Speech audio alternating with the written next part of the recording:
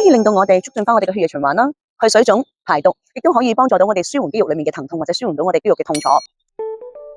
咩叫非物理性呢？非物理性頭先就講咗啦，就係我哋雙眼睇唔到，但係雙手亦都掂唔到，但係存在嘅嘢嚟㗎。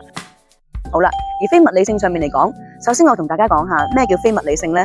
非物理性係存在，但係我哋肉眼睇唔到，雙手觸碰唔到嘅。例如舉個例子，讓大家可以容易啲明白嘅就係，例如我哋嘅經絡啦，我哋嘅穴位啦。我相信大家都知道呢樣嘢已經經過好幾千年嘅傳承，係證實咗有經絡嘅存在，亦都有穴位嘅存在。但係當一個人往生咗之後，我哋幫佢解剖個身體，會唔會見到一條條經絡或者一粒粒嘅穴位嘅呢？其實係唔會見得到嘅。但係呢樣嘢存唔存在呢？係存在嘅喎。佢非物理性上面對我哋有啲咩嘅幫助呢？例如我哋人嘅腦波，簡單同大家講講。我相信大家對於 alpha 波呢樣嘢呢，一啲都唔陌生啦，係咪？其實我哋唔同嘅腦波呢，我哋將佢分別為有唔同嘅 hertz。我哋一般嚟講嘅 alpha 波係代表咩呢？8至12個 hertz。呢個代表住我哋有意識嘅睡眠狀況，有意識嘅睡眠狀況，即係講緊係我哋處於一個完全放鬆，但係我哋有意識嘅。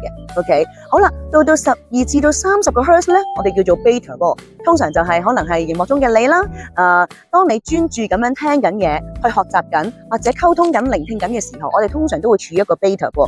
OK， 如果30個 hertz 或以上嘅，我哋就會將呢個 hertz 呢個波，我哋會將佢區分為叫伽馬波，即係話通常都會較為多嘢諗啊，思緒比較紊亂啦。